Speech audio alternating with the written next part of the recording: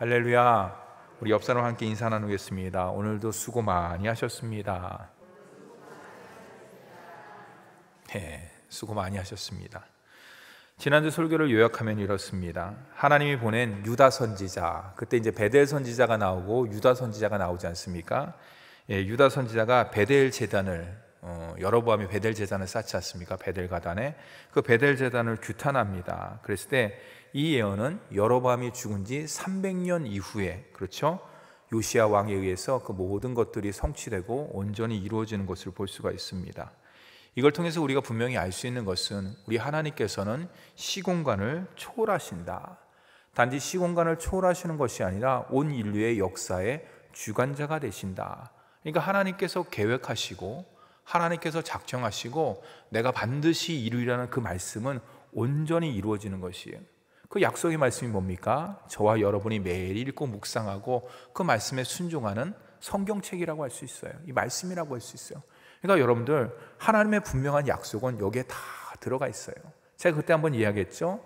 아브라함이 하나님께 복을 받았다. 그랬을 때 하나님, 아브라함뿐만 아니라 우리 아들도 복받게 해주세요. 그래서 아들의 이름을 넣어서 성경 말씀을 읽으면 그대로 되는 거예요. 그 미신적인 게 아니에요. 왜냐하면 하나님께서 우리에게 복 주시기를 원하시기 때문에. 이 말씀은 우리에게 그냥 준 게 아니라 그냥 말씀 읽고 좋은 말씀이다, 윤리적 말씀이다, 도덕적 말씀이다, 귀한 말씀이다, 그냥 그런 게 아니에요. 이 말씀 따라서 복받으라는 거예요. 말씀 행함으로 복받으라는 거예요. 말씀 묵상함을 통해서 하나님께서 하나님의 자녀에게 허락하신 모든 복을 말씀을 통해서 받으라. 말씀을 붙잡고 말씀을 의지하고 말씀에 온전히 나갈 때, 순종해서 나갈 때 모든 복이 임한다는 것을 꼭 기억하시고 날마다 말씀 가운데 나가는 저와 여러분이 되기를 간절히 바랍니다. 하나님께서 여로보암에게 이제 아까 유다 선지자를 통해서 베델 제단에 경고를 하셨어요. 그리고 여로보암이 손이 마르지 않습니까? 이적도 보여주셨어요. 그 이유는 뭐냐? 너 하나님 앞에 까불면 너 이렇게 되는 거야. 그렇지 않아요, 여러분들. 겁박하기 위한 것이 아니라 여로보암이 그가 회개하고 돌아오기를 간절히 원하는 것이에요. 그럴 때 하나님께서는 항상 우리에게 심판의 메시지를 보내는 게 아니에요, 여러분들.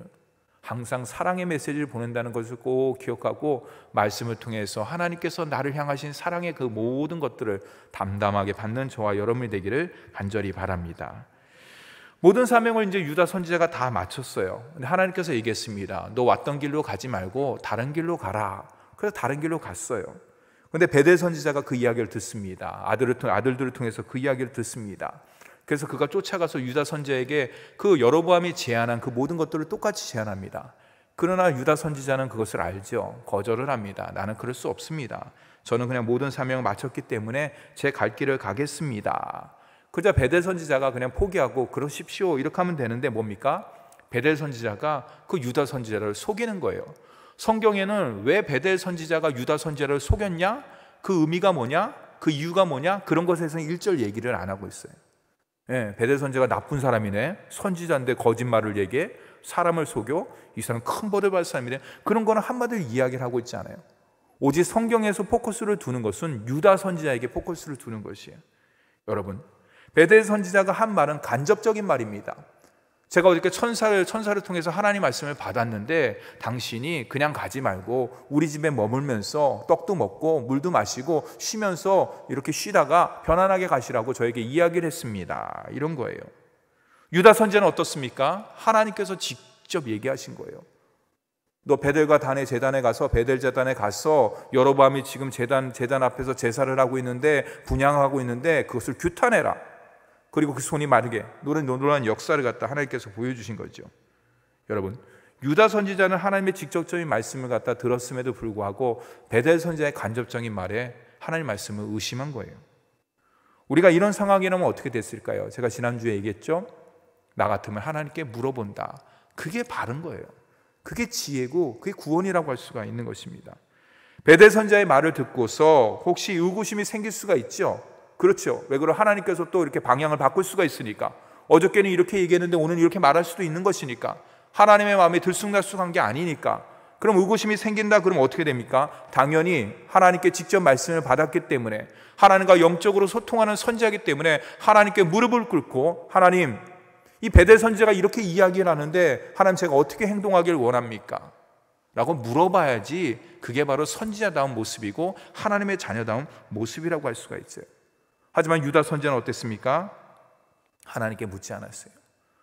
여러분 지난주에 말씀을 쭉 읽어보셔서 알겠지만은 하나님께 그것을 묻지 않았어요. 결국에는 뭡니까?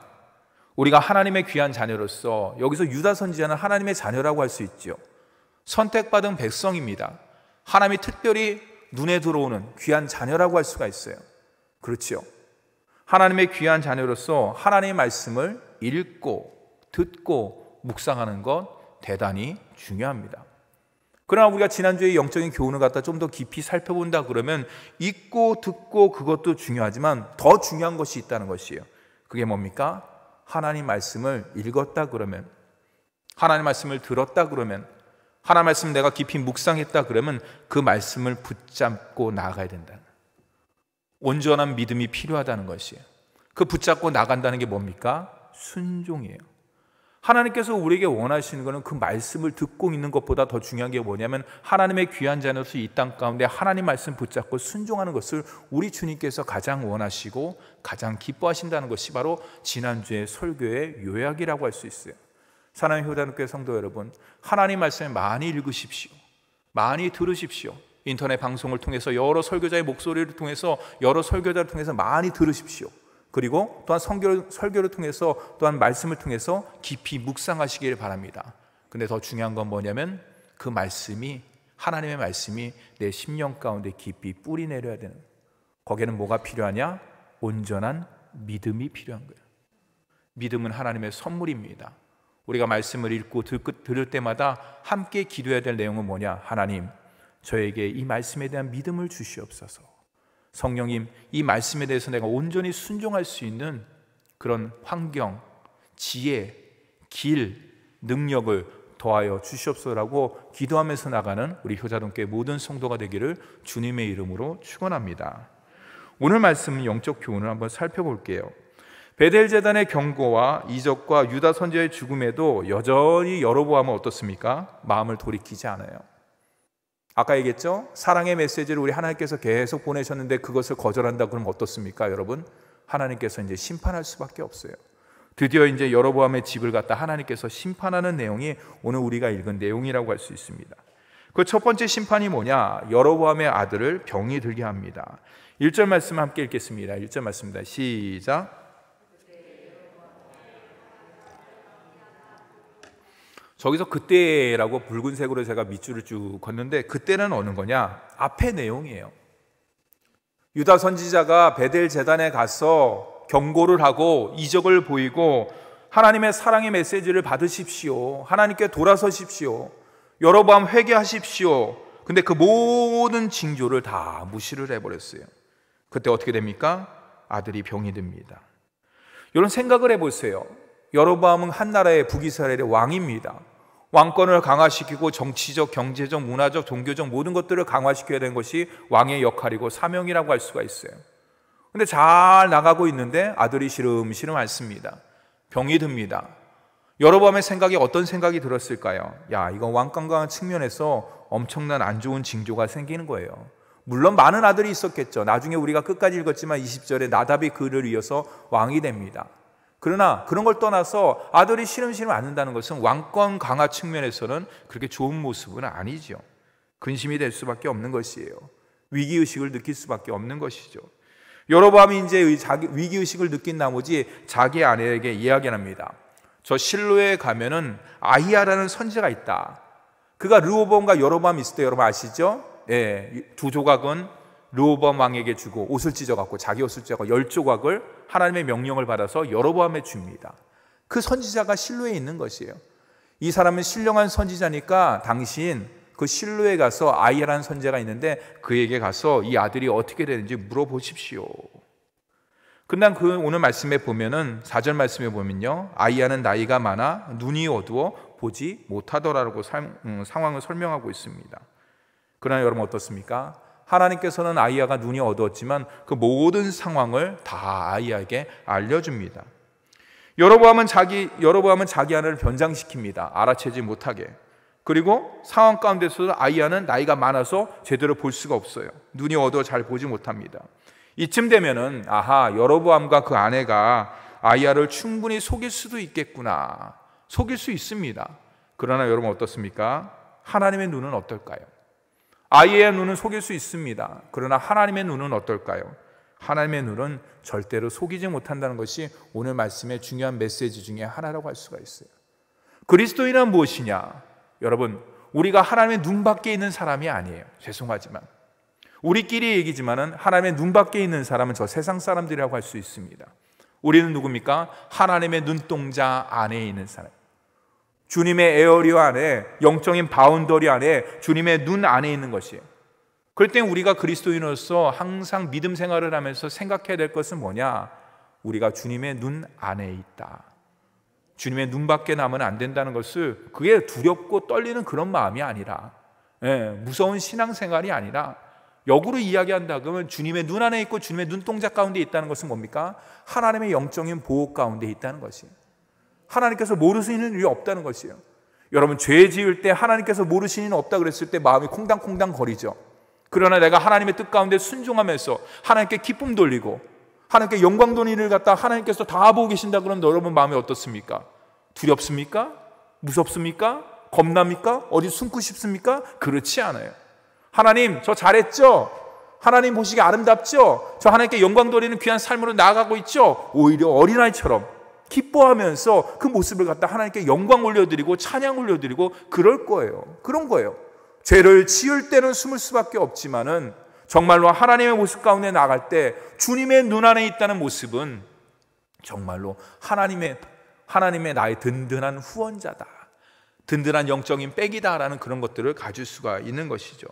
사랑하는 성도 여러분, 육신의 눈이 어두운 아이야도 안타깝지만 우리가 두 번째 알 수 있는 것은 뭐냐?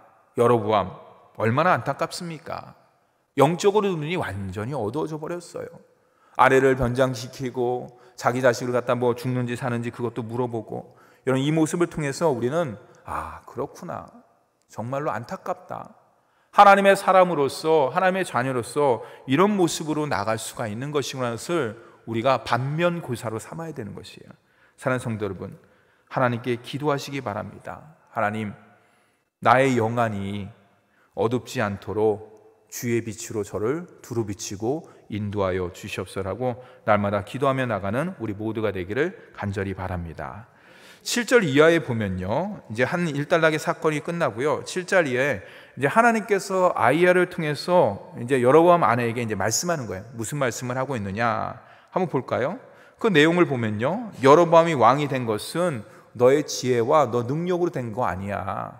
그게 뭡니까? 전적인 하나님의 은혜다. 전적인 하나님의 일이라는 것을 다시 한번 아이야를 통해서 여로보암 아내에게 이야기를 하는 것이에요. 또 하나는 뭐냐? 여로보암이 하나님 앞에서 선해야 되는데 악행한다는 것이에요. 악을 저지르고 있다는 거예요. 전 사람보다 더 큰 악을 갖다 저지르고 있다는 것을 아이야 선지자를 통해서 여로보암의 아내에게 지금 이야기를 하고 있는 것이에요. 그 결과가 무엇이냐? 오늘 10절에서 11절 말씀에 보면요, 어떻습니까? 무서운 말이 나와요. 그러므로 내가 여로보암의 집에 재앙을 내려 여로보암에게 속한 사내는 그냥 다 끊어버리겠다는 거예요. 무슨 말입니까? 죽이겠다는 거예요. 씨를 멸하겠다는 거예요. 여러분, 우리가 옛날 시대에 보면 뭐 삼종을 멸한다, 그거는 이제 가문이 끊어지는 거잖아요. 그렇죠? 아버지, 아들, 손자까지 다 하는 거니까. 그거보다 더 심한 거예요. 아예 완전히 모든 사람들을 다 끊어버리겠다는. 여러분, 그럼에도 하나님께서 은혜를 베풀어 주셔요. 누구에게? 여로보암의 병든 아들은 평안히 장사되어서 안식할 것이다. 이걸 통해서 하나님께서는 심판 앞에서도 은혜를 베풀기를 원하는 거예요. 여러분, 이 말씀을 갖다 10절을 딱 읽었을 때, 여로보암 아내가 딱 들었을 때 얼마나 공포 가운데 있겠어요. 심판 가운데, 두려움 가운데 그 얘기를 들었겠어요. 하나님의 선지자의 얘기니까. 그럼 얼른 가서 여보 큰일 났어, 아이 병에 대해서 물어봤더니 아이야 선지자가 그거보다도 더 큰 예언을 하고 있어갖고 우리 빨리 회개하고 빨리 하나님 앞에 나가야 될 것 같아, 돌아서야 될 것 같아, 다 청산하고 죄악된 것들, 세상 것들 다 정리하고 하나님께 원하시는 모습으로 나가야 돼. 근데 여러분, 우리가 20절까지 읽지 않았습니까? 그런 모습이 여로보암도 없고 그 아내도 없고 거기에 속한 모든 사람들도 그런 행동을 하나도 하지 않아요. 너무나 안타까운 모습이죠. 사랑하는 성도 여러분, 하나님의 심판 앞에서도 하나님을 의지하는 자에게는 하나님께서 은혜를 베풀어 주시지만 계속 하나님께서 촉구하는 거예요. 너 이거 내가 이렇게도 안 할래? 너 내가 이렇게 심판하는데도 안 할래? 돌아서. 근데도 돌아서지 않는다. 그럼 뭡니까? 결국에는 하나님의 심판의 몽둥이 앞에 무릎을 꿇을 수밖에 없는 것이에요. 14절에서 여로보암을 대신해서 이스라엘 왕을 세우겠다고 주님께서 말씀하십니다. 14절에 여호와께서 이스라엘 위에 한 왕을 일으킨다. 이게 뭐냐? 아까 20절에 여로보암 대신에 이제 나답의 아들이 왕이 되는데, 나답의 반역을 일으킨 것이 뭐냐면 바하사예요. 그래서 나답 다음에 바하사가 왕이 되는 것이에요. 여로보암의 가문이 끊어지는 내용이 성경 말씀에 응하는 것이죠. 15절 말씀에 보면요, 15절 말씀에 함께 읽겠습니다. 15절 말씀 함께 읽겠습니다. 시작. 여호와께서 이스라엘을 쳐서 물에서 되게 하시고 이스라엘을 그의 조상들에게 주신 이 좋은 땅에서 뽑아 그들을 강 너머로 흩으시리니. 여기까지. 이게 무슨 내용이냐? 바벨론 포로 생활한다는 거예요. 이방 민족 가운데 전쟁으로 인해서 포로로 될 수밖에 없다는 것이에요. 사랑하는 성도 여러분, 하나님을 버린 가문, 하나님을 버린 여로보암, 결국 어떻게 됩니까? 주께서 버리는 거예요. 주께서 여로보암을 버리시고 그의 가문을 버리시고 그의 집안을 버리는 거예요. 여러분 얼마나 무섭습니까? 반대로 하나님을 날마다 모시는 한 사람, 하나님의 자녀, 그 가문은 어떻습니까? 하나님께서 천대까지 복을 내린다는 것을 꼭 기억하고, 우리 교회의 모든 성도들은 하나님을 날마다 모심을 통해서 영적 유산을 잘 계승하는 우리 효자동교회 모든 가문이 되기를 주님의 이름으로 축원합니다. 17절 이하에 보면요, 이제 여로보암의 아내가 집에 들어가자 여로보암의 아이가 이제 죽습니다. 아이의 죽음은 여로보암의 집의 심판이 한치도 어긋남이 없이 이루어질 것이라는 사인이에요. 아이야가 이야기했으니까. 사는 성도 여러분, 아까 제가 앞에서 얘기했듯이 너무나 안타깝고 아쉬운 장면들이 지금 계속 나오고 있어요. 여러분들, 우리는 이 스토리를 갖다 다 알고 있기 때문에 그러지만은 그 옛날에 여로보암 시대 때 시간적으로 한다 그러면 우리가 얼마나 답답하겠습니까? 가서 붙잡으면서 지금 하나님의 진노가 크게 달하고 있어요. 빨리 회개하세요. 빨리 무릎 꿇으세요. 제단 다 없애서요. 이방인의 제사 그거 다 없애시고 하나님 앞에 잘못했으니까 하나님 용서해 주세요. 한 번만 용서해 주세요. 비세요. 그러고 싶은 말이 여기서 나오지 않습니까? 제가 말씀을 묵상을 준비하면서 영적으로 눈이 어두워 여로보암의 반응이 근데 성경에 기록되지 않았어요. 아까 제가 앞에서 얘기했듯이 아이야 선지자의 모습을 통해서 베델 제단의 어떤 규탄이라든지 이적이라든지 아이가 죽음을 통해서 여기서 무릎 꿇고서 통회하면서 하나님 저 살려주세요, 그런 내용이 없어요. 다윗은 그러지 않았어요. 그래서 다윗이 하나님 마음에 합한 사람이라는 거예요. 여러분, 다윗이 살인죄와 간음죄를 저질렀습니다. 여러분 아시죠? 우리는 상상 못할 죄예요. 여러분들 뭐 살인죄, 간음죄 뭐 저지르시겠습니까?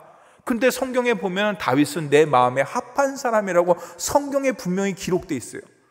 그 극악무도한 죄를 졌음에도 불구하고 도대체 하나님께서 다윗을 얼마나 사랑했길래 내 마음에 합한 사람이라 그랬을까? 정말 다윗은 옷을 갖다 털어서 먼지 하나도 안 나고 죄가 하나도 안 나오는 그런 사람이었을까? 그런 삶을 살았기 때문에 그런가? 그렇지 않아요. 여러분들, 하나님께서 왜 내 마음에 합한 사람이냐? 여러분 잘 아시다시피 시편 51편의 말씀에 보면은 밧세바, 우리야 그 모든 죄를 갖다 저지르고 나서 다윗이 눈물로써 요를 적시면서 회개하는 내용이 시편에 기록되어 있습니다. 이거예요, 이거. 하나님께서 사인을 주셨을 때 하나님 마음에 합한 사람, 하나님의 의인, 그것은 뭡니까? 회개하며 돌아서며 하나님 한 번만 용서해 주세요. 하나님 한 번만 봐주세요. 하나님 한 번만 눈 감아주세요. 이게 바로 하나님 마음에 합한 하나님의 귀한 자라는 것을 날마다 기억하고, 혹시 우리 마음 가운데 생각나는 죄라든지 무의식 가운데 저지르는 죄가 있다 그러면은 날마다 하나님에게 고백함을 통해서 의의 세마포를 입는 저와 여러분이 되기를 간절히 바랍니다. 그는 죽기 직전까지 여로보암은 회개하지 않았어요. 금송아지를 없애지도 않았어요. 오히려 이교적인 변질된 예배를 주도했습니다. 그의 마음이 굳어졌다는 것이에요. 심판을 받을 수밖에 없는 그 상태, 상황, 그 모든 모습이 거기에 딱 됐다는 것이에요. 그 모든 것들이. 여러분, 성경이 여로보암을 어떻게 평가하고 그에 대한 평가 기준은 무엇인가? 여러분, 오직 하나입니다. 성경은 뭐라고 얘기합니까? 그가 왕권을 얼마나 강화시켰는지, 경제적 부흥을 얼마나 이뤘는지, 정치적 영향력은 얼마나 했는지, 그거에 관심이 없어요. 여러분, 성경에 관심이 없다는 것은 하나님은 그걸 관심을 두지 않는다는 거예요. 왜냐? 주님께서는 그 모든 것들을 다 갖고 계시기 때문에. 모든 물질의 주인이시고 모든 권세 위에 권세를 갖고시고 가장 높으신, 영광받기에 합당하시고 흠이 없으신 분이기 때문에 인간의 모든 왕권, 부흥, 경제, 정치, 그런 거는 하나님의 관심사가 아니에요. 하나님의 관심사는 뭐냐? 딱 한 가지예요. 하나님의 자녀가 하나님 앞에서 어떻게 살았는지, 그거예요. 바르게 살았는지 바르지 않게 살았는지, 그것에 따라서 하나님의 관심사는 거기에 달려있다고 할 수가 있는 것입니다. 사랑하는 성도 여러분, 하나님의 은혜, 우리가 날마다 하나님의 은혜를 기억하기를 간절히 바랍니다. 그리고 오늘도 주님께 한 걸음 더 나아가는 저와 여러분이 되기를 간절히 바랍니다. 그랬을 때 하나님의 눈동자 안에 드는 삶을 살 수가 있는 거예요. 하나님의 눈동자 안에 들면요, 우리 주님께서는 빛 가운데 거신 빛이기 때문에, 빛 가운데 거하시는 주님이기 때문에 찬송가에 같이 날마다 빛 가운데로 나아가는 복된 삶으로 인도함 받는 줄 믿으시기 바랍니다. 포스트 코로나로 인해서 마음이 우울해지고 어둠 가운데 있고 힘든 가운데 있어요. 그러나 빛 대신 주님과 동행하면, 빛 대신 주님의 말씀을 붙잡고 나면 날마다 기쁨과 감사와 찬양과 은혜가 끊이지 않는 줄 믿으시기 바랍니다.